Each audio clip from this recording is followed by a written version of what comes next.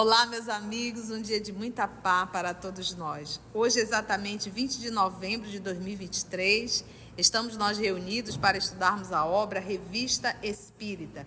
Nós estamos no mês de novembro de 1860. Hoje nós vamos iniciar o boletim. Esse trabalho é conduzido pelas nossas amigas Aramita e Carla. Então vamos iniciar fazendo a nossa prece de gratidão.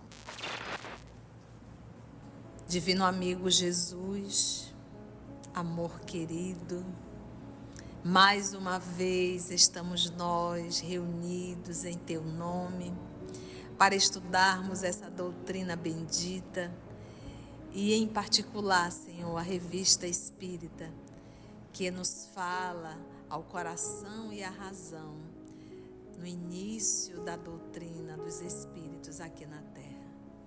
Que a Tua paz, Senhor, possa nos envolver, nos amparar, nos inspirar, porque para nós é um motivo de muita alegria, Senhor, estarmos aqui contigo. Graça te damos, amor amado. Então hoje vamos iniciar o mês de novembro de 1860. Novamente vamos começar pelo boletim da sociedade e a gente faz aquela observação mostrando que o boletim demonstra a seriedade e a disciplina do trabalho que era realizado.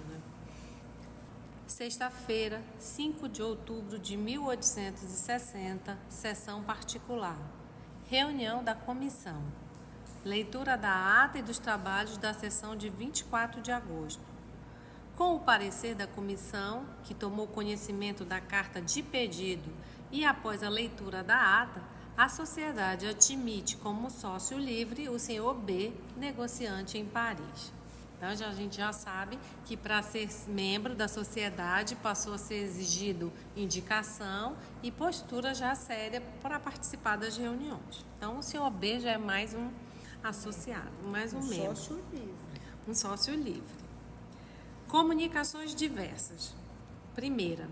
O senhor Allan Kardec relata o resultado da viagem que acaba de fazer no interesse do Espiritismo e se congratula pela cordialidade da acolhida que recebeu por toda parte, principalmente em Sens, Mâcon, Lyon e Saint-Étienne. Em todos os locais onde se deteve, pôde constatar os progressos consideráveis da doutrina, mas o que, sobretudo, é digno de nota é que, em parte alguma, viu fazerem dela uma distração. Por toda parte, se ocupam do espiritismo de modo sério e lhes compreendem o alcance e as consequências futuras. E aí, um comentário é que o início era sempre divertimento, curiosidade, fazer perguntas sobre o futuro, questões frívolas. E para ele foi uma grande, como ele fala, ele se congratula por isso, porque os outros espíritas dessas cidades estão levando a sério o estudo e a transformação moral, que é a consequência futura, né? É possível que ainda haja muitos oponentes, dos quais os mais obstinados são os interesseiros, mas os trocistas diminuem sensivelmente. Vendo que seus sarcasmos não atraem os brincalhões para o seu lado e que estes mais favorecem do que entravam o progresso das crenças novas, começam a compreender que nada ganham e desperdiçam o espírito em pura perda, razão porque se calam. Uma expressão muito característica aparece por toda parte na ordem do dia. O espiritismo está no ar. Por si só, ela descreve bem o estado das coisas, mas é principalmente em Lyon que os resultados são mais notáveis. Ali, os espíritas são numerosos em todas as classes, e na classe operária, eles se contam por centenas. E a gente faz a pausa porque o espiritismo era considerado de elite, da aristocracia, e em Lyon a gente vê que os operários também se contam por centenas. Agora, uma revista de 1860, quando ele começou lá, 1850, 51, 52, 53, aquele movimento ali primeiro, teve aquele movimento da brincadeira, mas os primeiros realmente foram os intelectuais, porque eles olhavam apenas como uma ciência. Então, eram os intelectuais reunidos. Então, imagina aquele grupo que estudava mesmo, que estudava o magnetismo. Eles queriam entender de onde surgiu essa força inteligente. Porque enquanto estava só nos movimentos mecânicos, os efeitos físicos, beleza, eu posso rotular isso de um fenômeno mecânico, de um fenômeno do magnetismo. Mas quando começou a ter o movimento agora de inteligência, aí tomou uma outra proporção. Então, o início realmente eram os intelectuais. E depois, quando se formou realmente ali a doutrina, em 1860, já teve publicação de O Livro dos Espíritos, já tivemos aí o Livro dos Médios. Então, aí foi quando realmente começou esse movimento já espalhar, porque já tinha como estudar. E no estudo do livro, que é o Espiritismo, tem essa viagem. A doutrina espírita tem exercido, entre os operários, a mais salutar influência do ponto de vista da ordem, da moral e das ideias religiosas. Em resumo, a propagação do espiritismo marcha com a mais encorajadora rapidez. O Sr. Allan Kardec lê o discurso pronunciado pelo Sr. Guilherme no banquete que os espíritas lioneses lhe ofereceram, assim como a resposta que lhe deu. Reconhecida pelos testemunhos de simpatia que os confrades de Lyon lhe deram na ocasião, a sociedade lhes vota uma moção de agradecimento, cujo projeto foi submetido à comissão e por ela emendado. Essa moção será transmitida por intermédio do presidente. Esse banquete, eu me lembro que ele ficou incomodado, né? Os lioneses fizeram um banquete, ele foi, depois teve aquele que o senhor de Guilherme... Ele ficou incomodado porque ele ia ser homenageado. Mas aí ele faz umas palavras que é quase uma aula, que a gente viu no que é o Espiritismo. Está aqui também na revista. E é um discurso maravilhoso. Inclusive, ele coloca que ele só publica, não é para se vangloriar. É para explicar todo o que houve lá em Lyon. Isso. Foi isso que incomodou ele, esse elogio. Foi um elogio, né? O senhor Allan Kardec viu em Saint-Étienne o senhor R. e dele ouviu a exposição do sistema que lhe foi ditado por meio do que ele chama escrita inconsciente. Mais tarde, esse sistema será objeto de um estudo especial. Além disso, dá conta de um caso muito curioso de obsessão física de uma pessoa de Lyon, de um caso de mediunidade visual, do qual foi testemunha, e de um fenômeno de transfiguração ocorrido nos arredores de Saint-Étienne com uma jovem que, em certos momentos, tomava a aparência completa de seu irmão morto alguns anos antes. A história dessa transfiguração está no Livro dos Médios, no item Transfiguração, no item 122. Para quem quiser, já está gravado no canal. Segundo, relato de um notável caso de identidade espírita ocorrido num navio da Marinha Imperial, ancorado nos mares da China. O fato é relatado por um cirurgião da frota presente à sessão. Todos no navio, desde os marinheiros até o Estado-Maior, se ocupavam de evocações. Porém, não conhecendo o meio de obter comunicações escritas, se serviam da tipologia alfabética, que é bateção.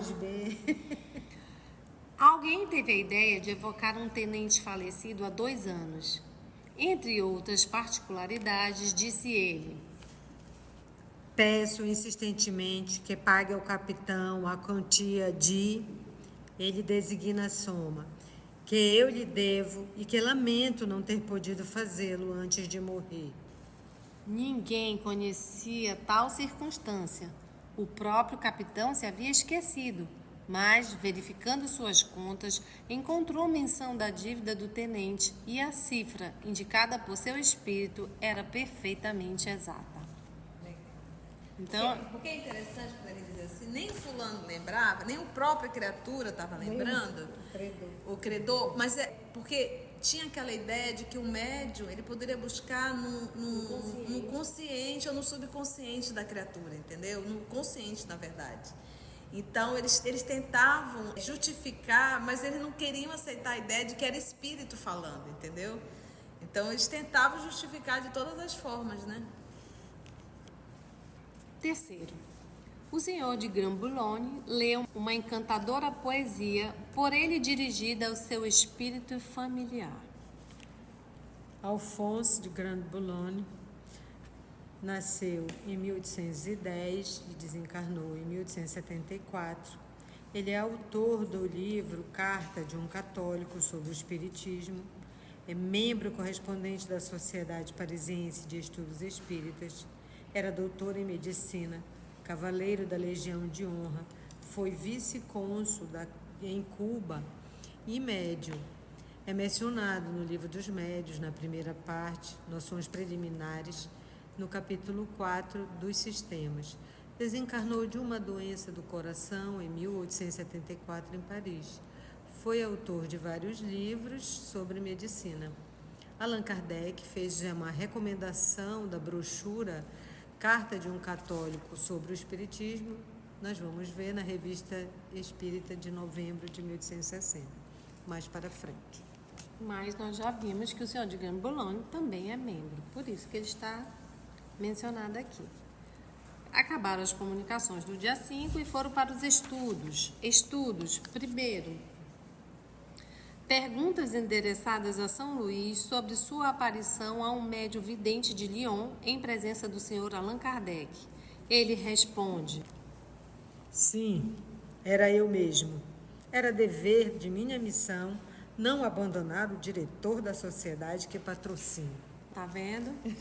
Trabalho sério, espíritos sérios se acompanham e protegem, né? Outras perguntas sobre a impressão física produzida em certos médios escreventes pelos espíritos bons e maus. Segundo estudo, evocação do senhor CH de P, que encontraram afogado e sua morte foi atribuída ao suicídio. Ele desmente tal opinião e narra as causas acidentais que lhe ocasionaram a morte. Terceiro estudo, ditado espontâneo, assinado por Lamané, recebido pelo senhor D. Já vimos na aula passada, mas vamos repetir quem é Lamané. Félicité Robert de Lamané nasceu em 19 de junho de 1782 e desencarnou em 27 de fevereiro de 1854, aos 71 anos. Filósofo, escritor, tradutor e político francês. Foi ordenado padre já bastante tarde, aos 34 anos, mas ele era incansável e se dedicou à causa do povo. No Evangelho segundo o Espiritismo, no capítulo 11, item 15, tem uma mensagem dele, e no Livro dos Espíritos, na questão 1009, encontram-se mensagens suas. Sexta-feira, 12 de outubro de 1860, sessão geral. Reunião da comissão. Presidência do senhor Jobard, de Bruxelas, presidente honorário. Leitura da ata e dos trabalhos da sessão de 5 de outubro. Comunicações diversas. Primeira comunicação. Leitura de várias comunicações obtidas pela senhora Cham, Os Órfãos, assinada por Jules de Morin, outras assinadas por Alfred de Musset, pela rainha de Oude e por Nicolas. Segunda, leitura de um ditado espontâneo assinado por São Luís, recebido pelo senhor Darcol, contendo diversos conselhos aos espíritas. Terceira, carta dirigida ao senhor Allan Kardec pelo senhor J, da Terra Negra, sobre a penosa impressão que lhe produziu a exposição do sistema do senhor R. Então, só para frisar novamente, como era, nem tudo foi publicado, mas só para a gente perceber como tinha um sistema, uma ordem, a disciplina das reuniões, o que eles fizeram, né, o que foi estudado. O Alfred Louis Charles de Musset nasceu em 11 de dezembro de 1810 e desencarnou em 2 de maio de 1857 aos 46 anos. Poeta, novelista, dramaturgo francês. Foi um dos expoentes mais conhecidos do período literário conhecido como romantismo. E a Rainha de Oude, vocês se lembram, ela nos acompanha desde a Revista Espírita de março de 1858, e aqui mesmo na Revista Espírita de 1860 nós já fizemos um flashback da história da Rainha de Oude, e ela se encontra também no livro Céu e Inferno, na segunda parte, no capítulo 7, nos Espíritos Endurecidos. Segunda comunicação. Leitura de um ditado espontâneo assinado por São Luís, recebido pelo Sr. Darcol, contendo diversos conselhos aos espíritas. Terceira, carta dirigida ao Sr. Allan Kardec pelo Sr. J, da Terra Negra, sobre a penosa impressão que lhe produziu a exposição do sistema do Sr. R. Estudos. Primeiro, evocação de Saul, rei dos judeus.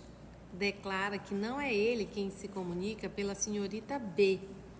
O espírito que se comunica com esse nome tinha ensinado no círculo dessa senhora um sistema particular, cujos principais pontos são estes.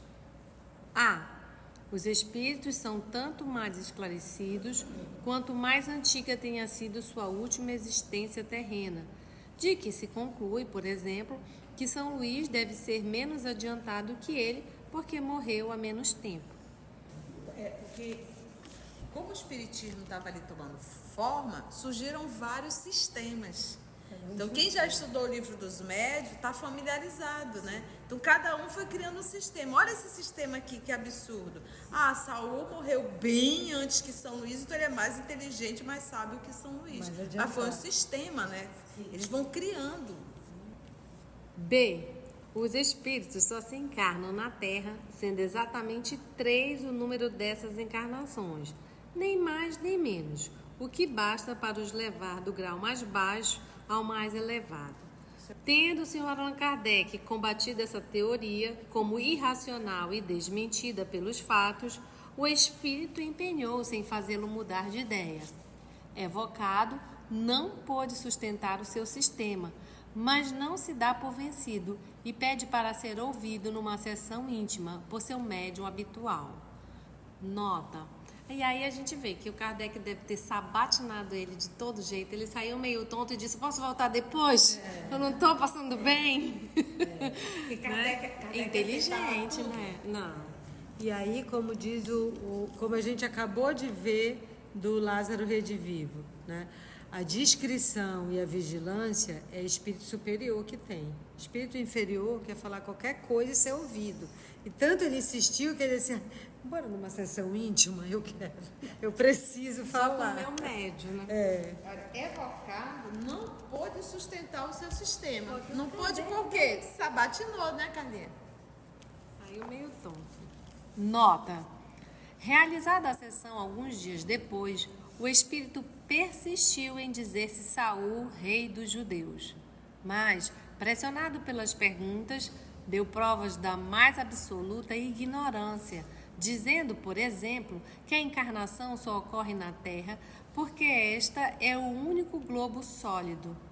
Segundo ele, não sendo os outros planetas senão globos fluídicos, não podiam servir de habitação a seres corpóreos. Quando se lhe objetou o fenômeno dos eclipses do Sol, ele asseverou que jamais o Sol foi eclipsado por Mercúrio e Vênus, no que, aliás, nem sempre os astrônomos tinham estado de acordo. O fato prova, mais uma vez, que os espíritos estão longe de ter a ciência infusa. Ciência infusa. Ciência que supõe vinda de Deus por inspiração. Não tem nenhuma nem outra, nem a infusa, nem a infundida. E quando é preciso se pôr em guarda os sistemas que, por amor próprio, alguns procuram impor por meio de algumas belas máximas de moral, este, apesar da jactância, revela sua verdadeira intenção com a ridícula teoria dos corpos planetários e provou que, em vida, devia ser menos instruído que o mais atrasado estudante, o que não é uma garantia em favor de seu progresso. Quando estes espíritos encontram ouvintes que acolhem suas palavras com uma confiança demasiado cega, eles os aproveitam. Serão, porém, menos encontrados na medida que nos compenetrarmos desta verdade. É preciso submeter todas as comunicações ao controle severo da lógica e da razão. Quando esses espíritos pseudo-sábios perceberem que ninguém se deixará enganar pelos nomes respeitáveis com que se adornam e que não podem impor suas utopias, compreenderão que perdem tempo e se calarão. Naquela época do Kardec, a gente tinha que submeter à lógica e da razão. Hoje em dia, basta a gente estudar as obras que já estão aí, não precisa mais a gente se bater para saber, será que esse sistema é? Vamos evocar o espírito para que ele fale, toda a teoria dele não precisa. Basta a gente estudar, e estudo sério, que a gente já vai chegar na mesma conclusão. Hoje o que tem são espíritos que se comunicam em reunião mediúnica, principalmente reunião de diretoria, né, mediúnica de diretoria que se faz, e os espíritos começam a dar algumas ideias absurdas, muitas vezes, na administração da casa. E se não tiver um dirigente que coordene essa reunião, que tenha um pouquinho do bom senso de Kardec, o espírito vai dirigir a casa e acaba inventando coisas absurdas. Então, e viaja. Então, você tem, se na condição de dirigente, se você tem esse compromisso, assumiu a responsabilidade de dirigente de uma reunião, estude, se prepare muito mais e aprenda sim a indagar os espíritos. Não aceite tudo como verdade. Daí vai sendo criados esses absurdos aí, que eu já vi um monte de absurdo. É gente implantando chip no paciente, é uns tirando a sandália, é outros rezando meia-noite, e vai inventando marmota, mas não tem ninguém para questionar. E aí vai se indo. Segundo estudo, evocação do espírito que se comunica ao Sr. R e também lhe ditou um sistema completo. Esse estudo será retomado posteriormente. Terceiro estudo, ditado espontâneo, obtido pelo Sr. D, sobre a ciência infusa, assinado por São Luís. Essa comunicação parece ter sido provocada pelos assuntos de que se ocuparam durante a sessão. Quarto, desenho obtido pela senhorita J e assinado por Ari Schoeffer. Ari Schoeffer nasceu em 10 de fevereiro de 1785 e desencarnou em 15 de junho de 1858, aos 63 anos. Era um pintor francês de ascendência holandesa. Quinto estudo, evocação de Nicolas pela senhorita J. Como de hábito, manifesta-se pela violência. Pedir-me calma, diz ele, é pedir que não seja eu. Como vedes, ainda queimo. É que o sopro da batalha subiu até mim. Interrogado sobre a razão porque se mostrou tão calmo com a senhorita Seix, responde: eu tinha tomado um intérprete para não prejudicar essa frágil criatura.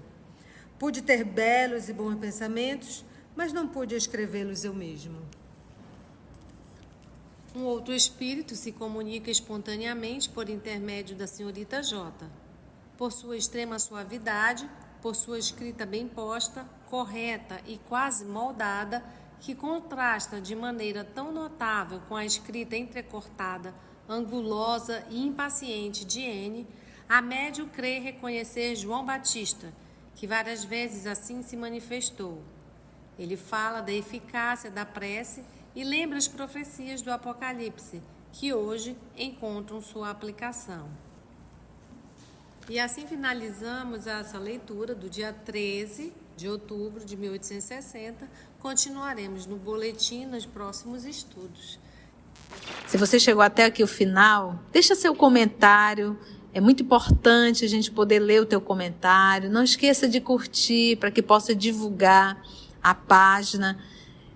Dá o seu like, né? E, se possível, faça a sua inscrição no nosso canal e toca o sininho. Porque quando você toca o sininho, o YouTube avisa para você quando o EOS publicar um novo estudo. Então, receba um grande abraço da família EOS Manaus. E agradecemos ao nosso Senhor Jesus, aos amigos espirituais e desejamos nos encontrar no próximo estudo, se Deus assim permitir.